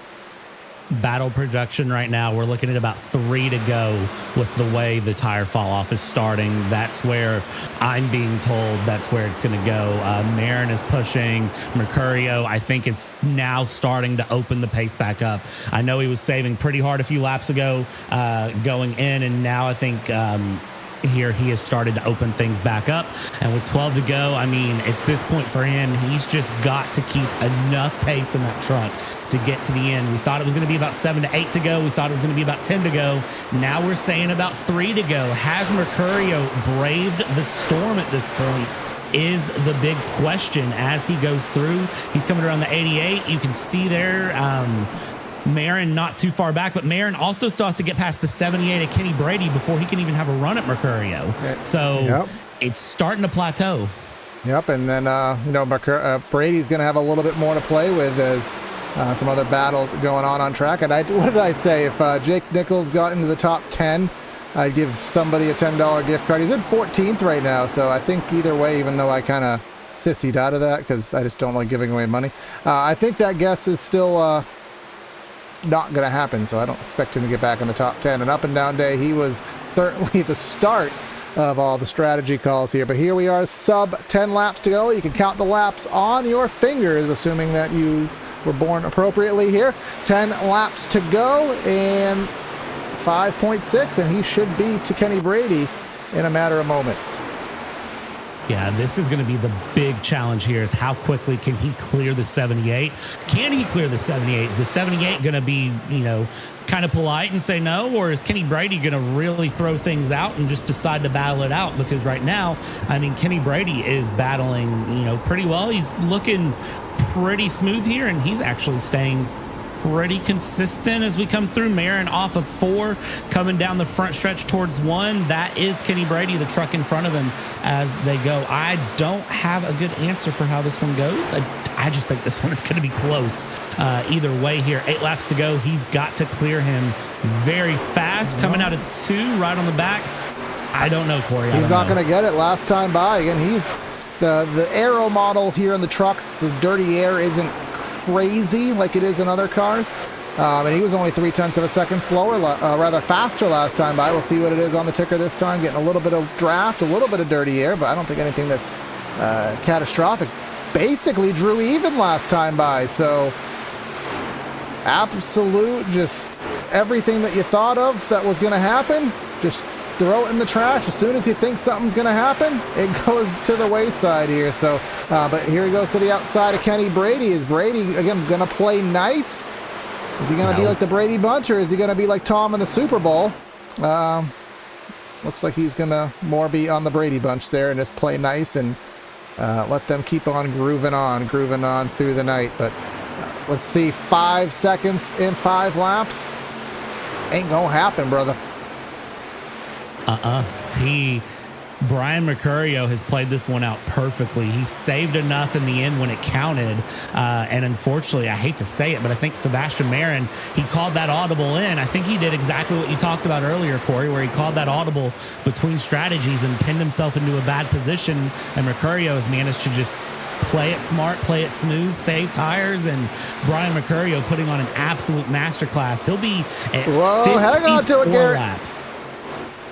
So Garrett did the Tokyo drift there off turn 4, but gap now sub 4 seconds. Just about sub 4 seconds. So, but the pace is there. Well, he'll only gain about 0.3 of a second. There's so many things that have happened here at the Chicagoland Speedway. I was looking forward to one of those classic Chicagoland finishes.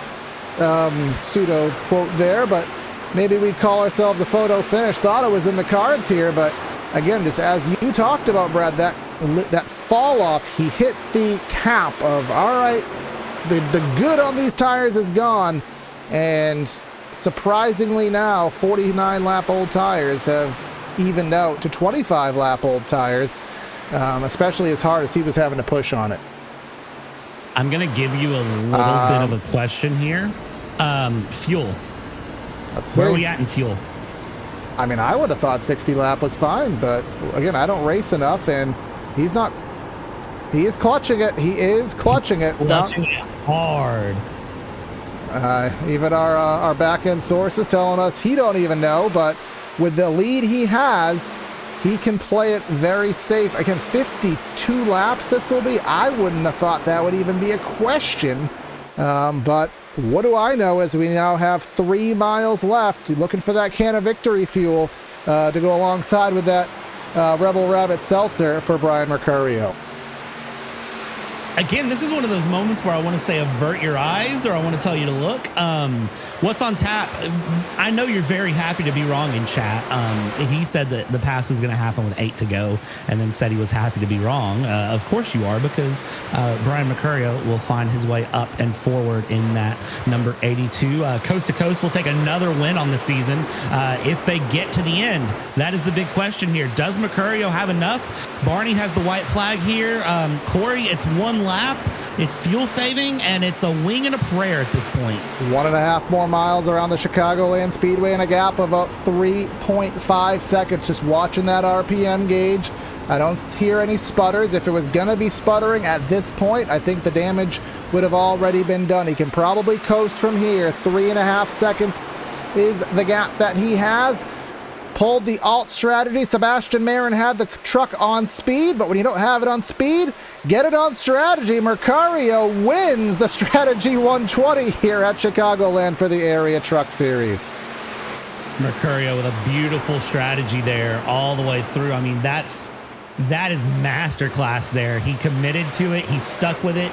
52 laps on those tires, and I think ultimately for Sebastian Marin, that second place, he just drove a little bit too hard, a little bit too soon. Maybe some traffic came in. I don't know. We'll ask him and find out. But 28 laps versus 52 lap tires. I really wouldn't have been shocked if I was wrong all the way through there.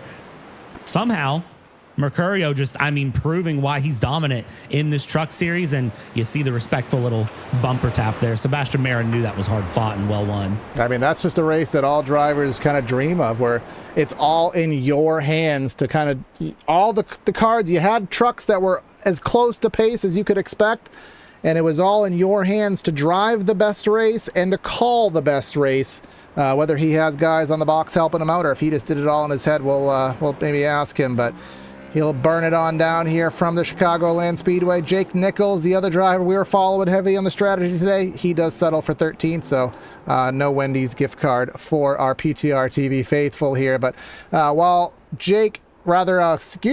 Brian burns it down here on the front straightaway, presented by Victory Fuel. You could celebrate tonight's win with Brian along with Victory Fuel. You could choose from your caffeine-free flavors like Throttle Punch, Purple Potion, or Lucky Lemon. Each can packed with electrolytes charged with vitamins and kid-friendly. You can get 10% off your order with code AREA iRacing at checkout, Brad. But let's go ahead and wind things down with our finishing results here today from Chicagoland. Yeah, and coming through, Brian Mercurio with that glorious win there in the end by 3.7 seconds over Sebastian Marin. Kenny Brady there in third place with a great run in that number 78. Seth Noel in fourth in the number 1, and AJ Stravato finds fifth place. Jake Fisher in P number 6, and then in P7 was Jonathan Evans in the 26. Garrett Conrath 8th, Tanner Levin 9th, and Joshua Ballet rounds out the top 10. Trey Edson gets an 11th, Jeremy Miller in 12th. No Wendy's, he didn't make it back to the top 10. Jake Nichols with a 13th, Jalen Handcap in 14th, our flagman Travis Beckner in 15th, Gabe Herschel in 16th, Ryan Andrew, David Weishart, Garrett Grant, and Jordan Kunst round out our top 20, getting some insight. Only 0.09 gallons of fuel in the tank for Mr. Mercurio there, and like to finish it off there, Brad. And from there, we're going to go 21st, Caden Diedrich, Jeremy Brown in 22nd. Then it was Justin Anasogak in P23 with Ben Pierce in 24th place. Danny Ware, Casey Lakatis, and then Doug Denice in 27th. Bryce Senesac in 28th. Alex Chilcutt was down a lap in 29th, and Josh Parrish in 30th. And then just rounding out these results, Mason Kane, Tyler Hallman, Rocky Boyd the third, Forrest Smith, Brad Slaughter Jr., the top 35. Lee Norton, Peyton Howe, Lane Doyle, Timmy Pacioli, Tanner Bethea in 40th, and then just our last few drivers here on the evening will be Philip Groner, Ricky Springer, Matthew Batby, and Ryan Novicki, of course, who was a DNS as he did not qualify his way into the show. He's a DNS because he didn't qualify. You could also use DNQ there for your corporate algorithms there, Brad. Listen here. All right, but either way, it's been our brains are frazzled by what we had to call here today, but it was in a good context. Brian Mercurio gets the win. Our brains are fried, and we were just watching it from up top. I don't know how that was from the driver's seat, man. With all those strategies, felt like a Formula One race, but yours ended up pulling off the victory, and you held off the hard-charging Sebastian, man. How you feeling? Man, pretty good. I knew I was settling into like third or fourth there once we got back going. The last restart that we had a bunch of guys on mixed strategies, and Kenny and Sebastian and I think even Jonathan, Seth. I was like fifth. Those guys were all on tires, and they were able to just get through the traffic a little bit better. So I was just kind of settling into fifth, and the laps tick off. I'm just kind of looking at my fuel, and I see the refuel number get closer and closer and closer to a full tank, and I'm like, maybe it's worth it. So I'm talking with Coast to Coast teammates there of Jake and Gabe, who were still in the race. Unfortunately, Tim got taken out early, but talking to them, I'm like, I think we can make it. And we're all talking, we're on similar fuel numbers, and I knew I just had to stretch that last run before the pit stop as long as I could. Got a bunch of help from lap trucks along the way there too.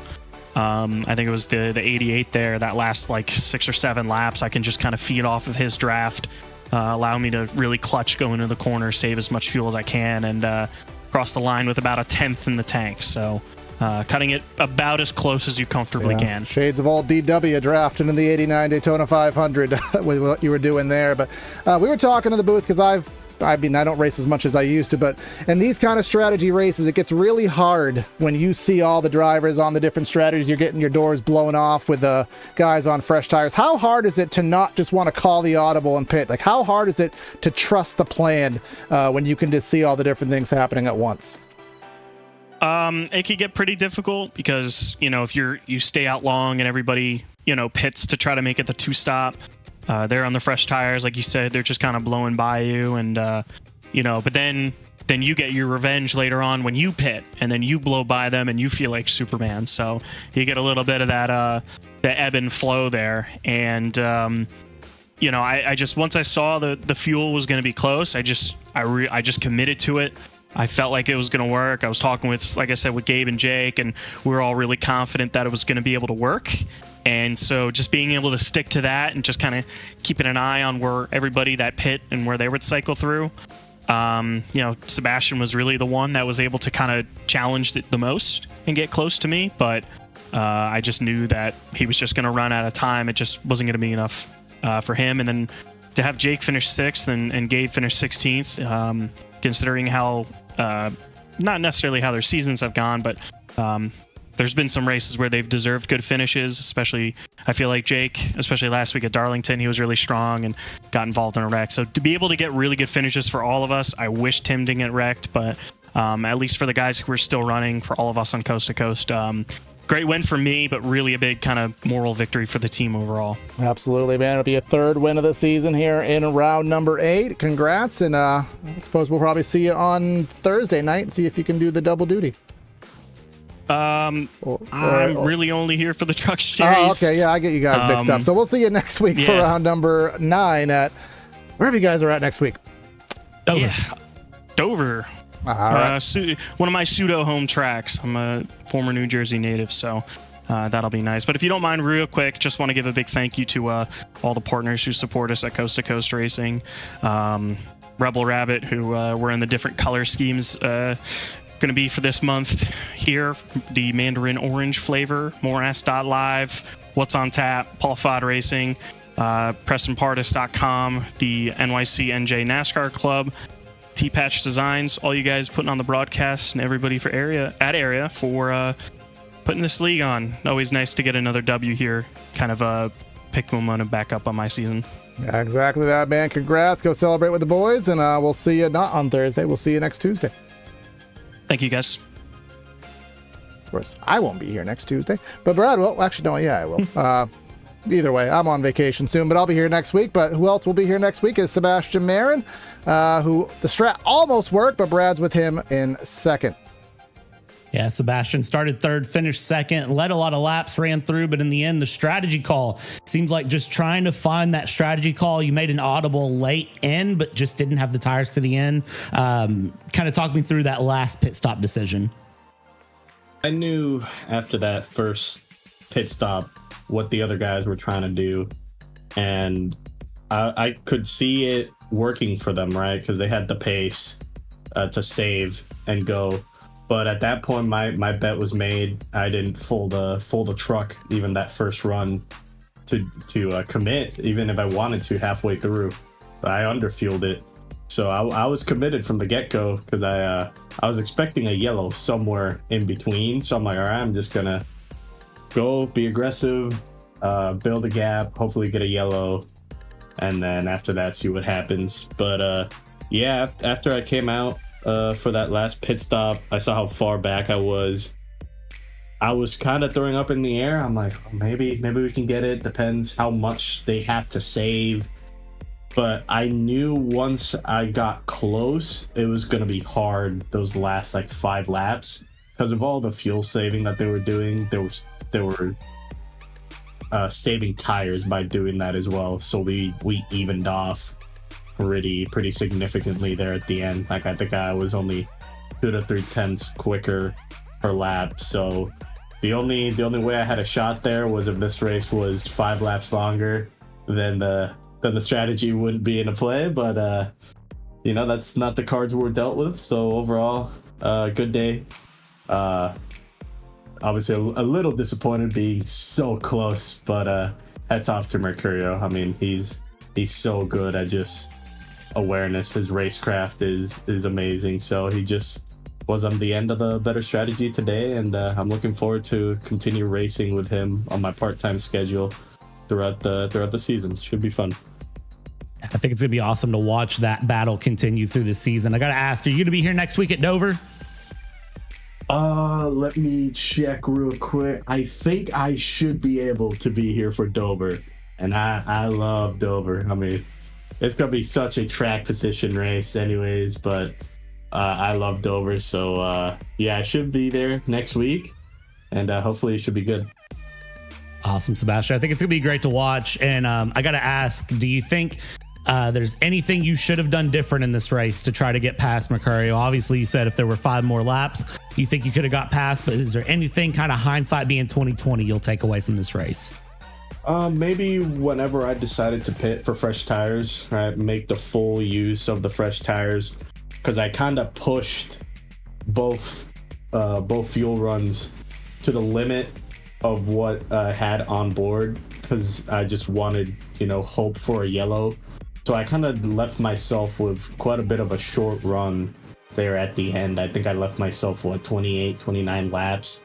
So like in hindsight, I should have pitted with like 35 to go, near 40, to have a bit more time on the new tires to make up. But yeah, besides that, it was pretty spot on.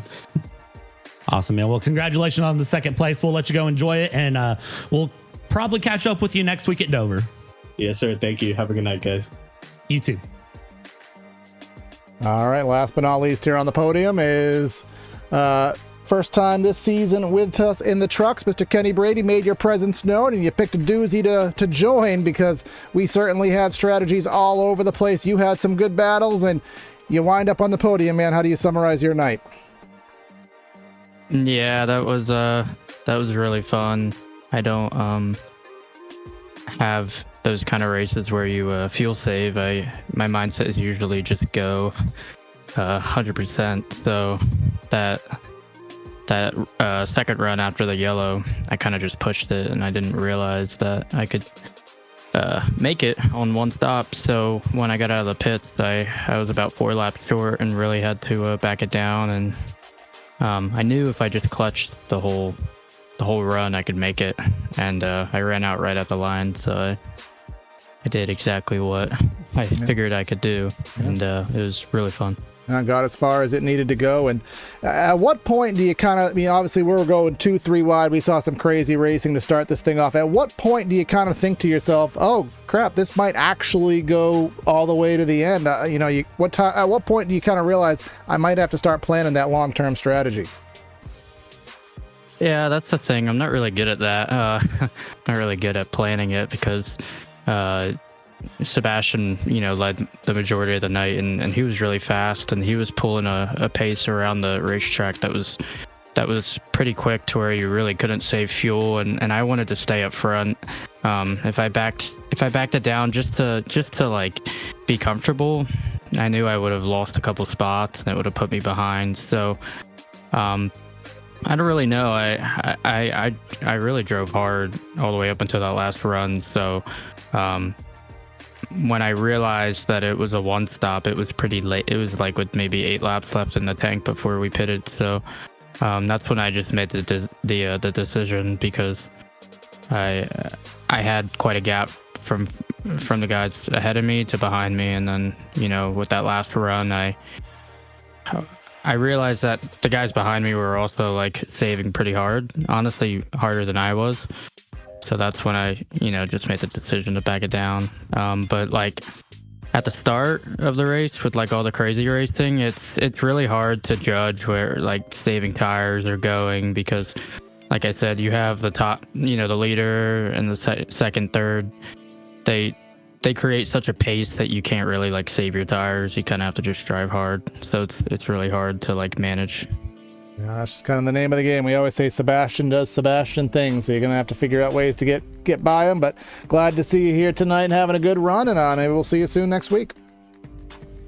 Yeah, I hope. It just depends on my work schedule. I know I can run Cup basically every week, as long as I make the show. Same here, but yeah, just gotta thank John Peel and his team, Lucky Duck Motorsports, for giving me the opportunity so I could at least come out and race, because it's pretty hard to find a team. So thanks to him and all the partners on my truck as well that John and I selected. All right, absolutely, my friend. Great job tonight, and we'll catch you all next week or whenever you're able to join us. Yeah, thank you guys. Thank you guys for the stream as well. You. So crazy night, Brad. One that we're gonna need to reset our brains on to try to recoup from. But Sebastian did Sebastian things, but Brian had the one up on him here today, and I can't wait for the next one. Man, I can't believe that we have to wait till next week for the next round. And well, actually, we have Thursday coming up, which is Chicagoland. So Thursday Pro Chicagoland. We know Thursday is going to be fun. And then next week is Dover. And that's going to be a wild race. So, I mean, area iRacing doing area iRacing things and just producing amazing racing. Exactly that. So if you are not subscribed here to PTR TV on the YouTube side of things, we need a little bit of help from you to help get to 1,700 subscribers. We're getting there pretty quickly, but even quicker still would be dandy. If you're on Facebook, hit that follow button. And if you're on the Twitch side of things, hit that follow button. Consider subscribing. $5 a month. Get you your custom emotes and your double points and help you get on your way to some area merch. Stay tuned for tomorrow night. Brad will be live with the Elbows Out Racing League, their multi-class road racing series, and we'll be back Thursday here with the Area Pro Series, back on Sunday for the Triple Bypass Series, and then another week full of area. So a busy time on the channel, and let's have you along for the ride. But that's going to be Corey and Brad signing out of the booth. Have a great night, and we'll catch you next time. Oh, yeah.